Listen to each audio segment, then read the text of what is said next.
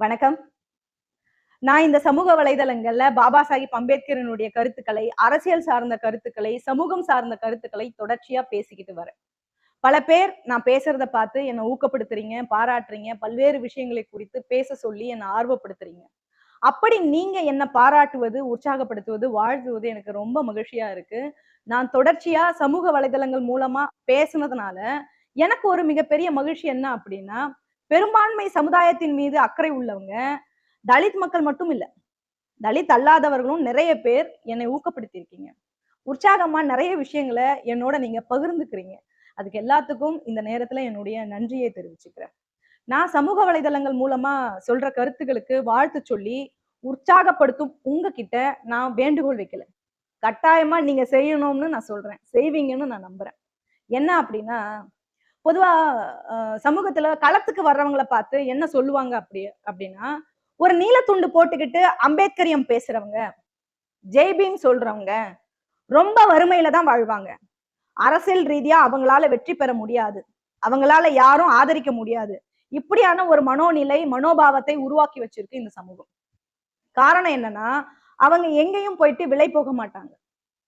தன்னையோ, தான் சார்ந்த சமூகத்தையோ விற்கக்கூடாதுன்னு நினைப்பாங்க. இந்த சிந்தனை உள்ளவங்க தான் பெரும்பான்மையாக இன்னைக்கு களத்துல இருக்காங்க. உடனே சிலர உதாரணம் காட்டி, இவங்கலாம் விலை போகலையா? அப்படின்னு சிலர் கேட்கக்கூடும். சிலர் விலை போய் தான் இருக்காங்க. அத மறுக்கிறதுக்கு இல்ல. உண்மதான். ஆனா பெரும்பான்மையானவங்க சமூகத்திற்காக உழைக்கக்கூடியவர்கள் இன்னைக்கும் இருந்துகிட்டு தான் இருக்காங்க.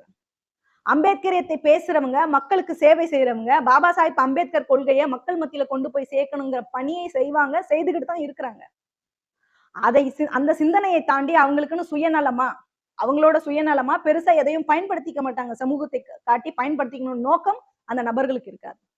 குறிப்பா 80, 90கள் காலங்கள்ல பெரிய அளவுல சமூக வலைதளங்கள் மூலமா கருத்து பரப்புரை பண்ணுவதற்கான வாய்ப்பு யாருக்குமே கிடையாது. என்ன பண்ணுவாங்கன்னா, ஒவ்வொருத்தரும் கிராமம் கிராமமா போய் பரப்புரை செய்வாங்க. இதுதான் இயல்பா நடக்கக்கூடிய ஒரு விஷயம். ஆனா இன்னைக்கு சமூக வலைதளங்கள் இருக்கு. இந்த அறிவியல் கருவிகளை பயன்படுத்துற நாம பாபா சாஹிப் அம்பேத்கரினுடைய ஒட்டுமொத்த கருத்தையும், கொள்கையும், அவருடைய வழிமுறையும் மக்கள் கிட்ட கொண்டு போய் சேர்க்க வேண்டிய கடமை நமக்கு இருக்கு.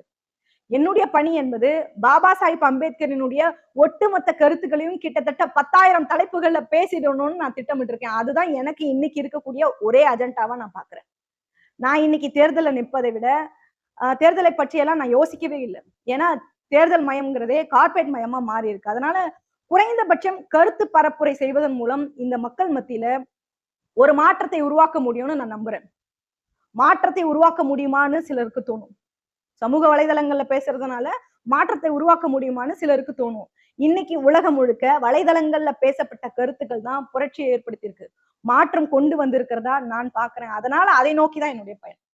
ஆக என்னுடைய நோக்கத்தையும், என்னுடைய இலக்கையும், என்னுடைய பயணத்தையும் புரிந்து கொண்டு, நான் பேசும் கருத்துக்களை கொண்டு சேர்க்க வேண்டிய கடமையும், பொறுப்பும் என்னை ஆதரிக்கிற உறவுகளுக்கு இருக்கு.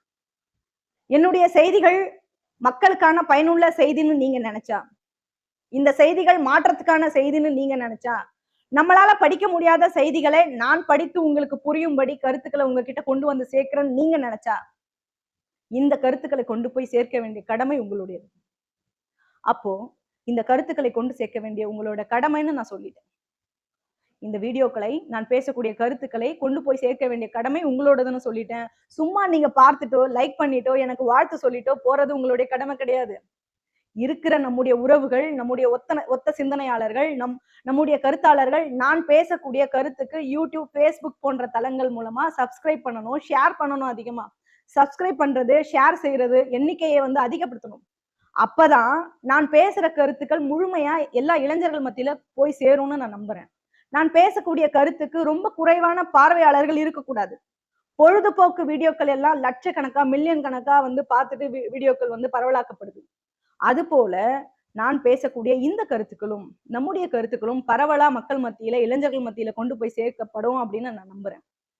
சில பேர் எனக்கு என்ன பண்ணணும்னு கேக்குறீங்க. அத பண்ணவா, இத பண்ணவான்னு சொல்றீங்க. கேட்டுக்கிட்டே இருக்கீங்க. மற்றதை விட எனக்கு நீங்க செய்ய வேண்டியது என்ன அப்படின்னா, உங்களுக்கு நான் அன்பு கட்டளையாவே நான் உங்களிடத்துல சொல்லிக் கொள்வது எல்லாம், நீங்க இந்த விஷயங்கள பரவலாக்கணும். பாபா சாஹிப் அம்பேத்கரை பேசின, நம்முடைய வரலாறுகளை பேசினா, தோல்விதான் கிடைக்கும்ங்கிற பாடத்தை எனக்கு நீங்க கொடுக்க மாட்டீங்க அப்படின்னு நான் நம்புறேன்.